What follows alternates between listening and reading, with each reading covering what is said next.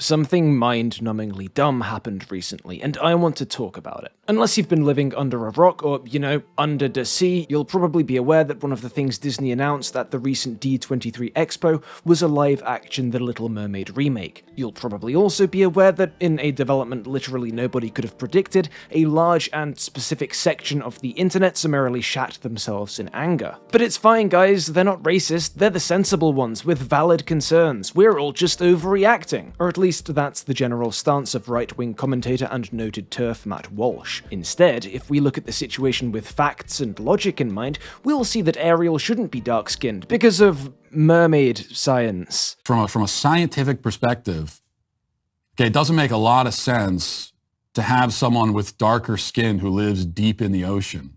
Alright, in fairness, that's taken out of context, but only a little. Walsh is supposedly responding to a viewer letter, calling Halle Bailey's casting, I shit you not, white erasure. Don't worry, viewer, you haven't been Mandela-affected into a timeline where the Little Mermaid was a famous historical hero of the whites, of whom all historical records have been burned. What the viewer meant by that was this. All forms of art, including fairy tales, are meant to be reflections of the author's experiences and observations. Hans Christian Andersen probably based The Little Mermaid based on experiences he went through in his home country of Denmark, so it makes sense that most of his characters would be white, since that's the world and the people he was surrounded by. Now, the viewer seems to have mixed up Denmark with Atlantis, and that's understandable. They'll probably look fairly similar in a few decades' time, but the rest of this is pretty silly. First, as someone with a master's in English Lit, this here. All forms of art, including fairy tales, are meant to be reflections of the author's experiences and observations. Yep, that's just not true. Stories are often reflective of experiences. Sometimes that's on purpose and sometimes it isn't, but unless we're talking about, I don't know, an autobiography,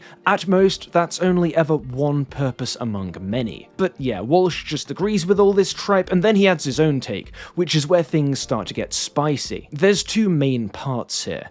First, Walsh says he'd be fine if we all agreed race doesn't matter in casting, just like the good old days. I would be fine, like we talked about yesterday, if we all agreed race in films and TV shows, especially fictional stories, don't matter, and we're going to take a kind of colorblind casting approach, and it doesn't matter as long as the actor is good. If we could all agree on that, then I'd be on board, and as I said, that's basically what it was for many years, what it was back in the 90s. Racial bias in the film industry didn't exist in the 90s apparently, but here's the thing. As far as I can tell, there's absolutely nothing to suggest Disney began the casting process with the intention of selecting an actor of color. To the best of my knowledge, this is an example of precisely what Walsh claims to have no issue with. Now, is it possible that Disney went into the pre-production of this film hell-bent on casting a non-white woman in that lead role? Sure, but I can't see any evidence for this at all. And it's not like this is some pre-established pattern. They've cast plenty of white leads in previous live-action remakes. So if Walsh here is just assuming this wasn't colorblind casting,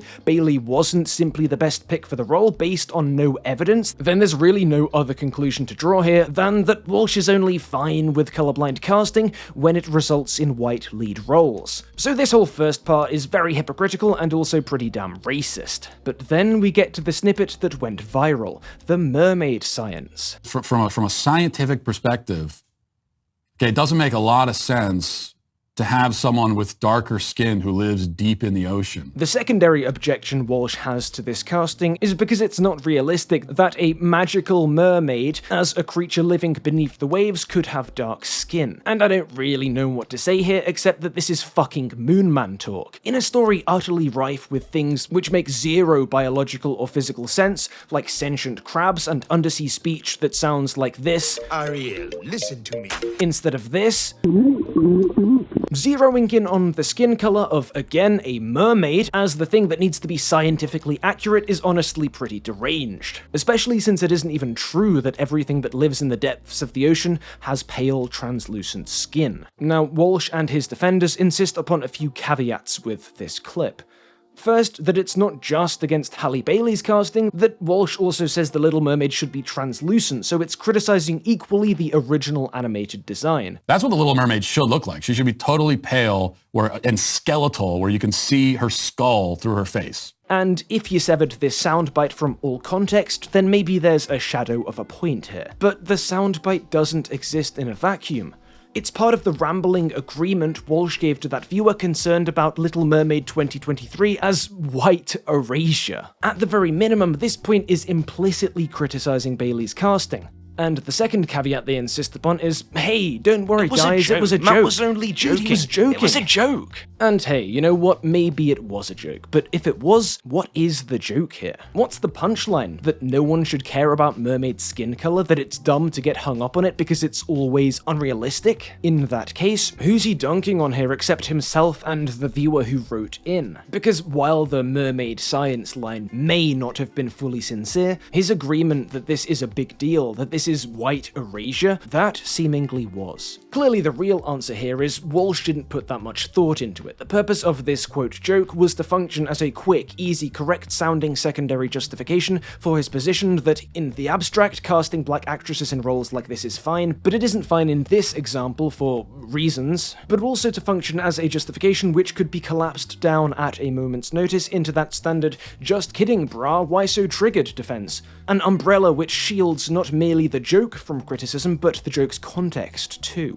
Walsh's vague problem with Bailey's casting, and his deeply hypocritical assumptions about the film's casting process. There is one further point I'd like to make about this clip of Walsh. In agreeing with the viewer take that fairy tales are supposed to reflect the lives of their writers, in attempting to view the upcoming film simply as evidence for some racial casting conspiracy, in doubling down on that sincerely or not with the whole scientific melanin mermaidology angle, Walsh makes explicit his utter missing of the point. Look, readers and critics have come at fairy tales a whole bunch of ways over the years, fancying them expressions of some undying human spirit, or expressions of unconscious psychic processes, zeroing in on the linguistics or narrative structures of the stories, or a million other ways besides. And these approaches often do bear in mind material or social factors, the links between these stories and the real world.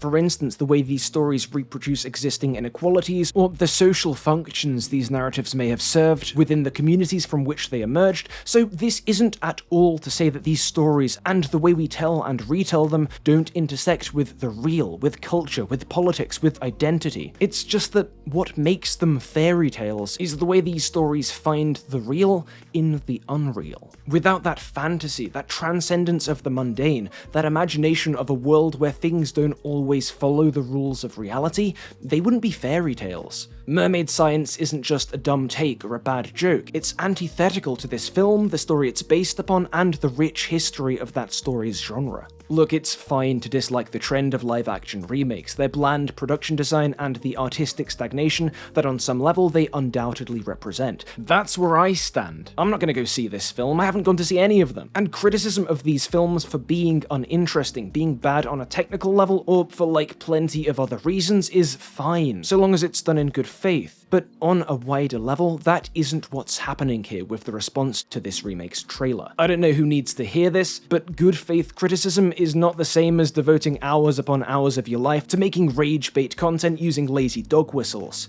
Because I'm sure a handful of people did make videos critical of the Beauty and the Beast or Cinderella remakes when their trailers dropped, but not this many, not with the same malice, not with the same bigoted anti-woke focus. The vitriol around this remake is way worse than it was for any previous one of these. That's just a fact. And come on, we all know why. So, if you're looking for a tidy conclusion, racists are stupid, fairy tales aren't real life, mermaids aren't scientific, and as for Matt Walsh's show, if you're after intelligent takes, you're probably better off looking elsewhere. Thanks for watching, and hey, maybe leave a like if you feel like it. This isn't my typical style of content, but I've done videos like this before, and I'll probably do some like this again. Big up as always to my patrons on screen now, especially Kevin Douglas and Ian Fifield. Peace.